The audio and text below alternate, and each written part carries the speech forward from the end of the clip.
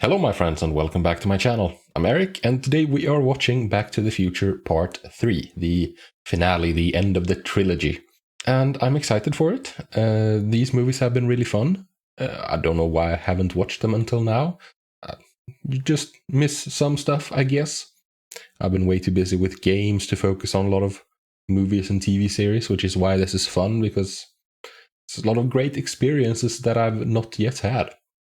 So I'm excited for this. It's been set up pretty interestingly. Last time around, what happened was that Doc Brown got lightning struck the DeLorean when they were about to leave the 50s and go back to their own time, to the 80s. And he got sent back into how long ago was it? The 1880s, I think, maybe like 100 years in the past.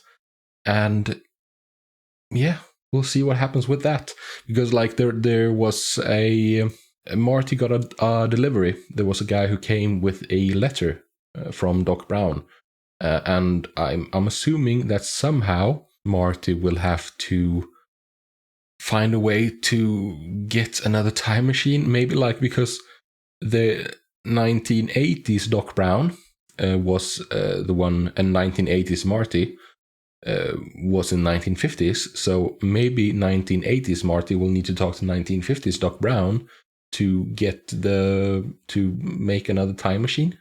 I don't know. I'm kind of lost on how Marty is gonna get the time machine to go back in time, because the time machine has gone back in time. Although, I mean, it's a time machine, so it's gone back in time. Doc Brown got the letter delivered, so maybe he gets the DeLorean delivered as well. Maybe it's stored in a warehouse somewhere, and Marty can get it and get it to 1950s Doc Brown, who can fix it, so he can go back to... I don't know, man. I'm excited to see what happens in this one. And I'm also really excited to see how Biff will feature, because Biff is the overarching villain. He's always the villain, but he doesn't exist in the 1880s or whenever the heck Doc Brown was sent back to. I think it was the 1880s, 100 years. I don't know, but I'm really curious to find out. So let's find out, shall we? As we start, I just want to mention the Patreon. I have a Patreon. Link is in the description. On the Patreon, you can find full episode reactions, full uncut reactions for movies and other stuff. So if that interests you, then feel free to check it out. But with that said, let's get into the movie. Here we go, 1955. Back to this freaking moment.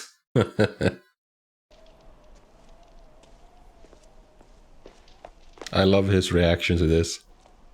Just the wonder. Just standing around, be like, it actually worked. And then celebration.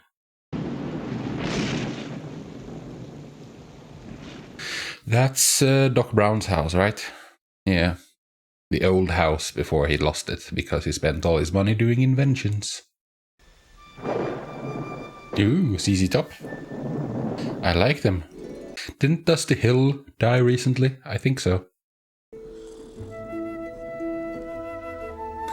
Oh, he's resting his feet on the hoverboard. This is so calm and relaxed. I like it, because I'm guessing it's going to become quite lively in a minute. I therefore assume that Marty and the time vehicle were transported forward through time into the year... Yeah, did you forget that Marty also came back? Cause a disruption of my own brainwaves, resulting in a condition of momentary amnesia. No, you freaked out. I came back from the future. Don't you remember last night? You fainted. I brought you home. This can't be happening!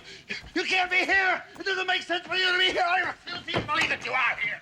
If the me of the future is now in the past, how could you possibly know about it? You sent me a letter. Dear Marty, if my calculations are correct... Yeah, he does have proof. The overload shorted out the time circuits and destroyed the flying circuits. Suitable replacement parts will not be invented until 1947. Well, isn't that convenient? Since we're in 1955 now, so those replacement parts will have existed for 8 years.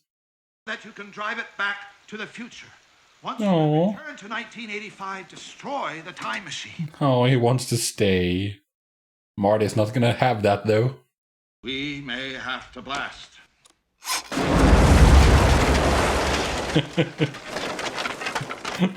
Nice transition. Take this camera. I want to document everything. Oh, Copernicus is so cute. Those writings of Jules Verne that had a profound effect on my life. Yeah, understandable. When I first read 20,000 Leagues. It's the same kind of fantastical. What's fantastical science? Is, I guess, the best way to put it. Fantasy portrayed as science. No wonder this circuit failed. It says made in Japan. What do you mean, Doc? All the best stuff is made in Japan. The post-war economic miracle of Japan. Kinda insane, actually. I wonder. Could I go to the library and look myself up in the old newspaper archives? You shouldn't. Oh, Doc. Oh, what's going on? Come on, boy. What's wrong? Oh, he finds the grave. Oh no! September 7. That's just 6 days later. After the letter. You look like you've seen a ghost. Yeah, he did. You're not far off, Doc. Oh, shot in the back by Buford Tannen. Erected in eternal memory by his beloved Clara. Buford Tannen was a notorious gunman. Yeah, there's Biff. He bragged that he had killed 12 men, not including Indians or Chinamen. Doesn't mention me. And not including Indians or Chinamen, because apparently they don't count as people. Oh, racism. It's so ridiculous. And it is true. All of it. September 5. Goes back there and gets shot. Okay. So now we're gonna see the building of the clock. That freaking clock tower is like in the center of the whole story for some reason. It's like a nexus. Of course. Haven't you ever seen a Western? Yeah, I have, Doc. Yeah, no, that's not authentic. This is all a completely open country. So you have plenty of runout space when you arrive. Remember... Or will there be like cows or something, like cattle? There's gonna be something here. I mean, it looks like a desert though, but still. You're not thinking fourth dimensionally. You'll instantly be No. transported to 1885 and those Indians won't even be there. Except they will be, or something. Like, it's gonna be a very unpleasant arrival, I'm sure. Io Silver. What an adventurer he is, Marty. Yeah, exactly. You look ridiculous, Marty. Damn, I ripped the fuel line.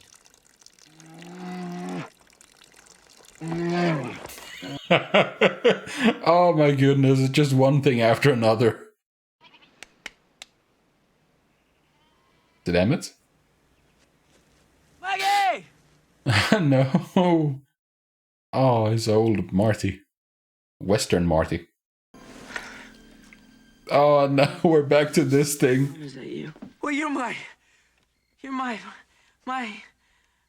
Something. Great. And what might your name be, sir? Well, it's... Clint Eastwood. Come on, do it. What? Yes.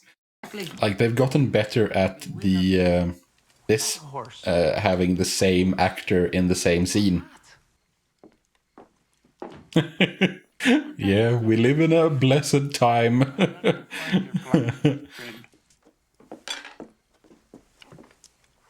When you hold him for a minute. Yeah, they've gotten really good at that. It's actually pretty gosh darn impressive. That's what he never takes to strangers.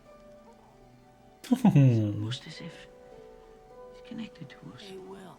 Yes, somehow.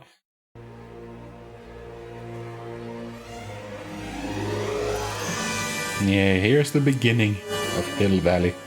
Very humble beginnings. The manure. It's like people are doing the exact same thing in all the different time periods. It's a little like it's a running gag, I guess. But when you think about it, it's also quite depressing that, like, nothing changes. Ice water? Ice. You don't want that. Water. You want something boiled. I'm trying to find the blacksmith. Hey, McFly. Here we go again. Clint Eastwood. What kind of stupid name is that? I'd say he's the runner. Biff looks good. I mean, yes, it's Buford here, but... You're Mad Dog Tannen. Oh, he did not like being called that, apparently.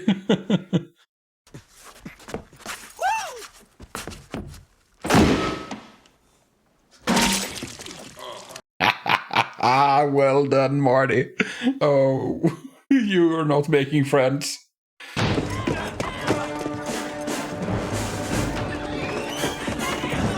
I like because it's the same thing that happened in the first movie. It's like the same sequence of events as in the first two movies, but it feels like well earned. It's like they're making a statement. This time it didn't end up well for Marty, though. Who's gonna show up to save the day? Is it Emmett? Is it Doc Brown? Yeah, it is.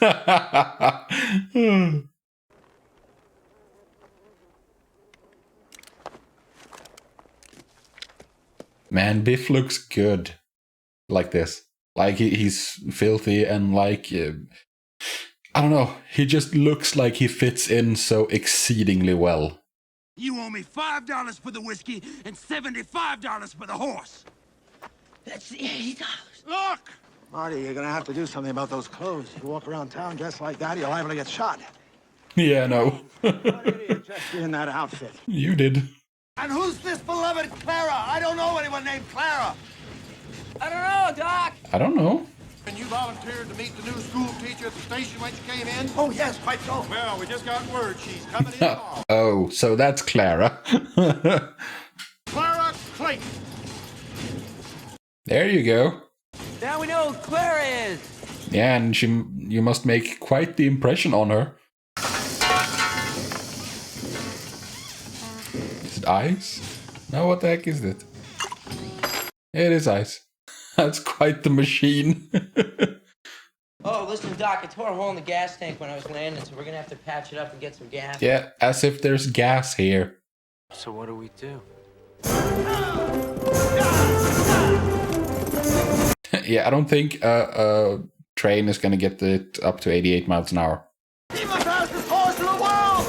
Won't run more than 35, 40 miles an hour!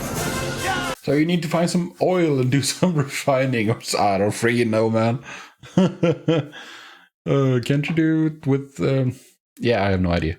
Give him more gas! Yeah, that didn't work either. That was a decent idea, though. What? The train. If we could figure out a way to push it up to 88 miles an hour. Huh? There goes the train whistle. And if you could get the fire hot enough, and I'm talking about hotter than the blazes of hell and damnation itself, it might be possible to get over that. Tell me when's it... Challenge accepted. Therefore, as long as we get the DeLorean up to 88 miles an hour before we hit the edge of the ravine, we'll instantaneously arrive at a point in time where the bridge is completed. Yes, that's provided that you get it up to 88. So much for trying to avoid meeting Clara. Look at those horses go. I like the colors. And I like the... Yeah, I really like the cinematography. They have found great landscapes to work in. You saved my life. There it is. Oh. What do you mean you're gonna be seeing lots of her, Doc? Well, I might see her again just in passing. Oh, you're trapped already, Doc. Every kid in school knows that story because we all have teachers we like to see fall into the ravine. Great Scott! So she was supposed to fall. What's the worst that can happen? Don't ask that. For goodness sakes, don't ask that. The train leaves the station at 8 Monday morning. We'll stop it here, uncouple the cars from the tender, throw the switch track, and then we'll borrow the locomotive. No, hijack isn't the right word. Oh. No, Marty, in a way, it's fitting that you and I are here to witness this. Yeah, it is very fitting, considering how central this the clock has been, or the clock tower, the courthouse, or whatever you want to call it. I don't know.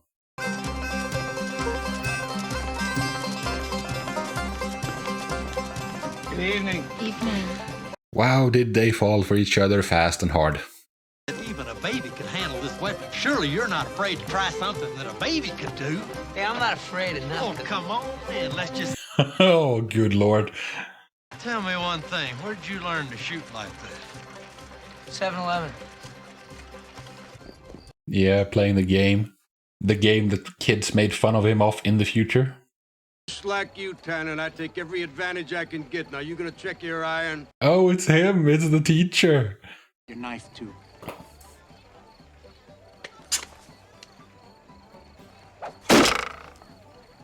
But I mean, this doesn't do a whole lot of good when you have a gun, someone selling guns at the festival.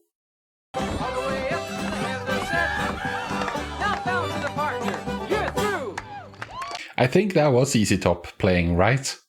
It's just they look very different when they don't have their traditional shades on.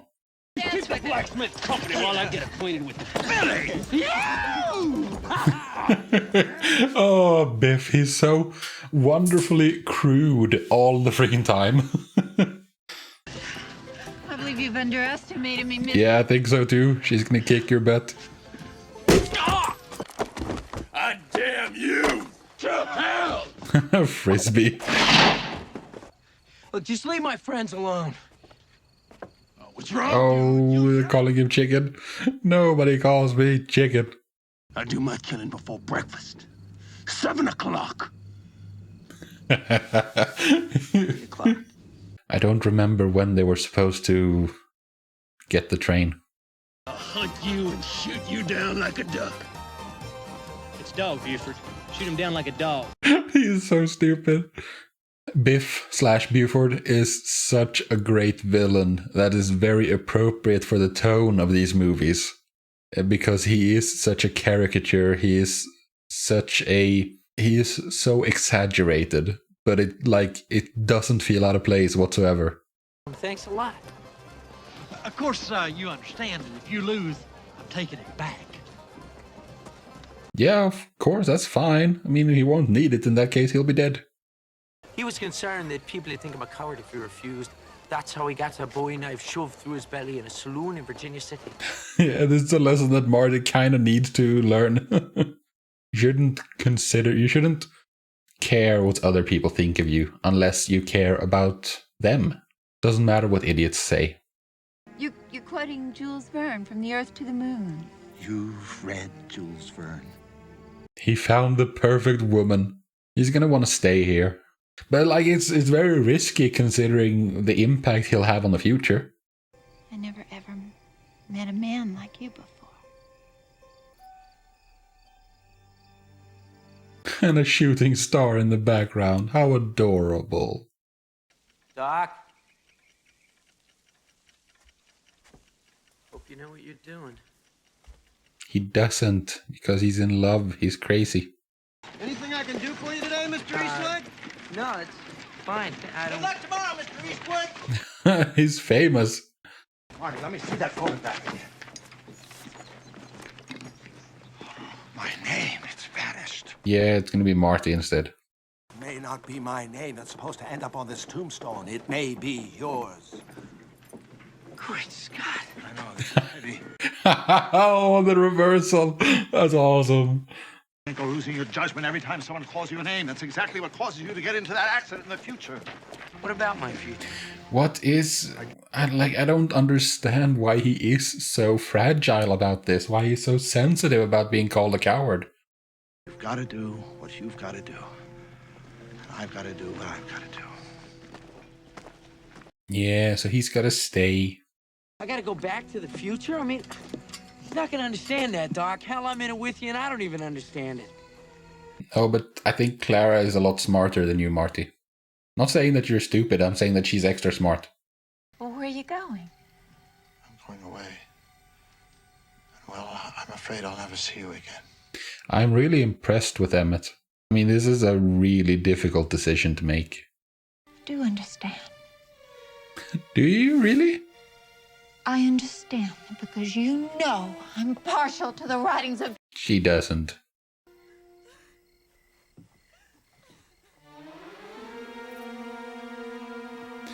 I am impressed, really impressed. Although I suspect that Buford is going to cause trouble and we're gonna have to confront him because he kidnaps Clara or something to that effect. Is it Monday now? Or? Let's go. Got me a run to give. Yeah, it's Monday now.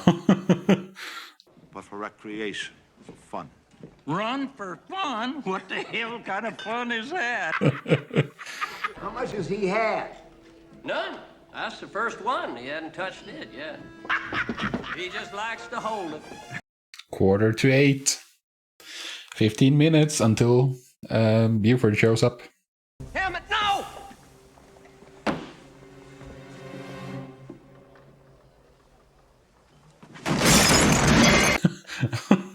That was strong stuff. He really can't handle his alcohol. Let's make some wake-up juice. Tabasco. That's a lot of Tabasco. What's gonna... Oh wow, that's gross. Oh, that's gross.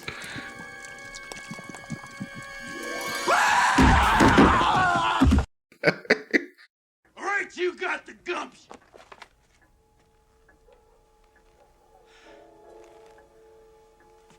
Are you finally gonna learn something, Marty? I think you ain't nothing but a gutless yellow turd.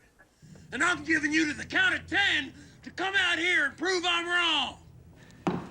What if I don't go out there? You're a coward. 6! So? He forgot what came next. He's an asshole. I don't care what Tannen says. Good. I don't care what anybody else says either. That's really impressive. Reach, blacksmith! Oh, now he's got the metal plate he's gonna put under. So we're still gonna have the duel. It's just gonna be, this time he's gonna be able to survive it. You got 1 minute to decide. You hear me, Ron? 1 minute! Yeah, there's also the train that's actually leaving now, so I mean you're running out of time. I thought we could settle this like men. You thought wrong, dude.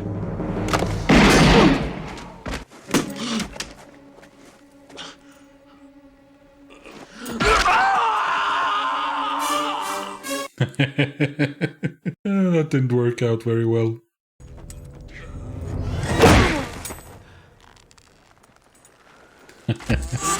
The manure again. Oh, that's awesome. That's 3 for 3. You got anything to say?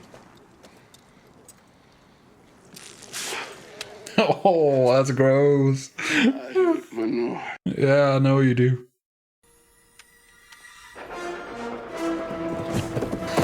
Is she gonna make it in time, I wonder?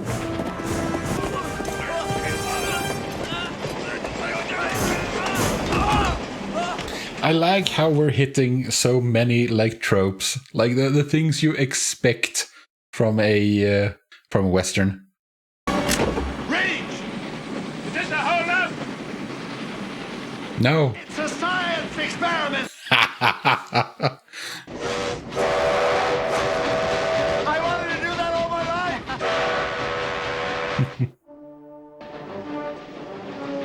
Oh right, they have to be in the DeLorean. But they also have to run the train. Okay. There's gonna be tension around that, I'm sure. I use them in like Oh. These three in the furnace will ignite sequentially, make the fire burn hotter, kick up the boiler pressure, make the train go faster. I was wondering how they were going to do that. You need to be... I don't understand how we're going to do this. Because they need to be... both need to be in the DeLorean. Because that's the thing that travels through time.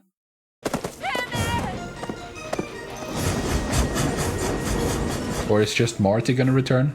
Like, it looks like that at the moment. That Marty's the only one who's going to get to go back. Why? What happens after it hits 2000? A whole boiler explodes! Perfect! Yes, perfect. So is she still gonna go into the canyon? So it will be... Because, I mean, she can't... No, she can't. There has to be a happy ending, you know? This is highly concerning. I'm a bit... It's tense, shall we say.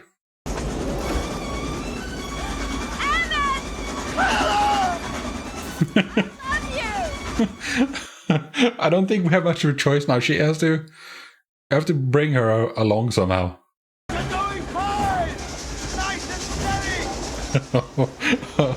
They're really good at creating tension, actually. Like, I noticed that in the second one as well. Yeah, it's impressive. Come on, you're doing fine! Come on! Isn't it now that it's supposed to explode, the boiler? Holy moly! So is some of her dress going to be left behind? And that's why they change the name of the canyon, because like it has to happen somehow. Oh, this is gonna be a challenge. Quarter mile left. You're rapidly running out of time, boys.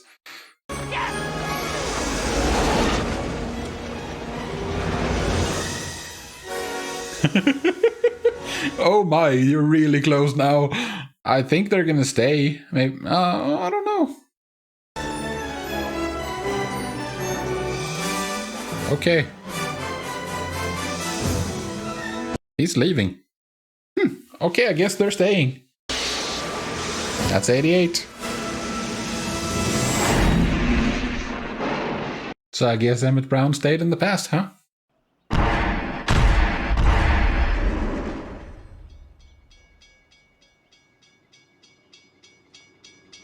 The Eastwood Ravine, it's now called.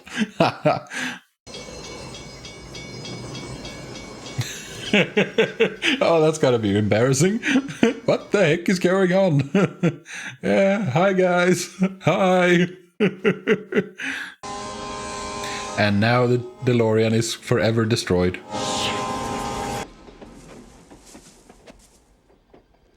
That's it for Marty's time-traveling adventures.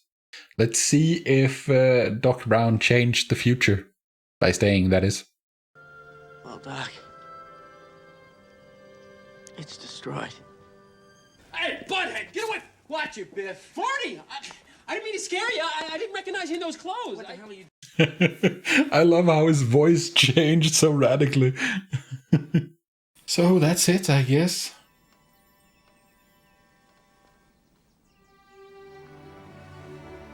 I really wish we get to see something of Doc Brown, though. To see his happily ever after, you know? Hilldale, this is where we live. I mean, this is where we're gonna live. Someday. Hopefully, maybe, I don't know. No thanks. What's the matter? Chicken? Let's see if he's grown as a person.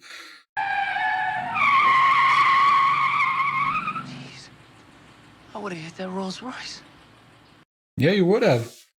But thankfully, you've grown as a person slightly. What the hell?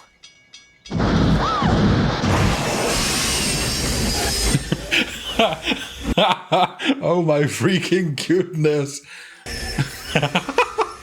He built a sci-fi train. That is amazing. He built a train DeLorean. Jules! And Vern! That's adorable.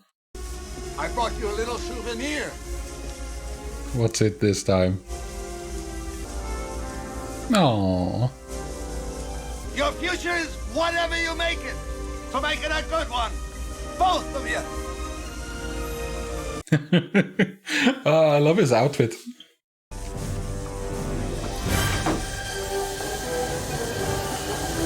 Oh my goodness, it's a flying train. Ah, that is awesome. Oh, you crazy mad scientist, you.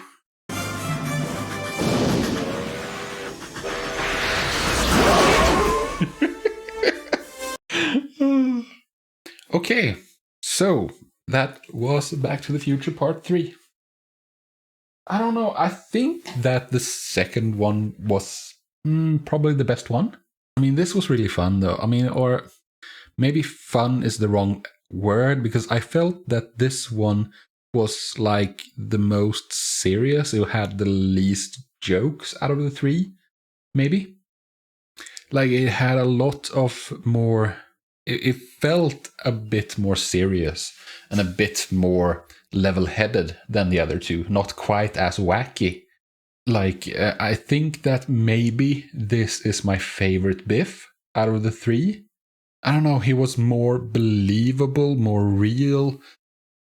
Believable is the wrong word as well. I don't know what word to use, really. Like, because he was believable in the context of the first and second movies. Because he was such an exaggeration, such a caricature, but so was everyone else in those movies. Like, everyone was a caricature. It was like character traits turned up to the maximum and beyond that even. But in this one, he felt a bit more realistic, shall we say. Like the previous ones, the story didn't feel like satire, but the characters in a lot of ways felt like satires.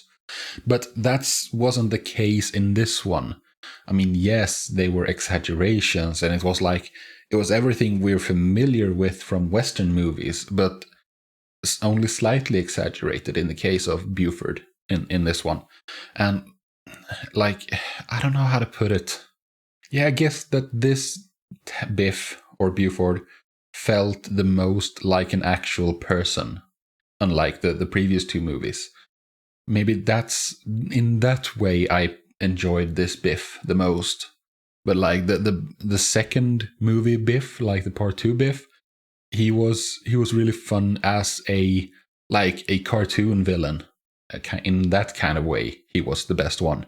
So I don't know. I think I prefer, like, my favorite one is probably the second one. This one was good too, but I don't know. Yeah, it felt more sedate, more calm, this one. It was more reasonable, less outrageous. It was nice that we got to see Doc Brown at the end. Like, I don't know. We got to see his happily ever after, and he got a happily ever after. That was nice. It was quite a while now since I watched the first one, but according to my memory, the first one was very charming. The second one was very outrageous, and this one was quite, sedate and calm by comparison to the other two. And I really, really like the fact that the overall structure was the same. Like how the same thing happened over and over in all three movies. Like, it was essentially the same movie with just different window dressing. You know, and that's, you could say that that's boring, that they can't think of doing something else, but I would say that it's expected that they're just drawing parallels. Anyways, this was fun. I really enjoyed doing these movies. I can't believe I've waited until now to watch them, but better late than never, I guess. I do wonder what I should do next, and I don't really know. So feel free to leave suggestions, if you have any, in the comments down below. I would love to hear your ideas for what I should do next. So with that said, I am done for today. I thank you very, very much for joining me. I hope to see you again. I hope you had a good time. I sure did. And take care, and I'll see you in the next video. Until then, peace out.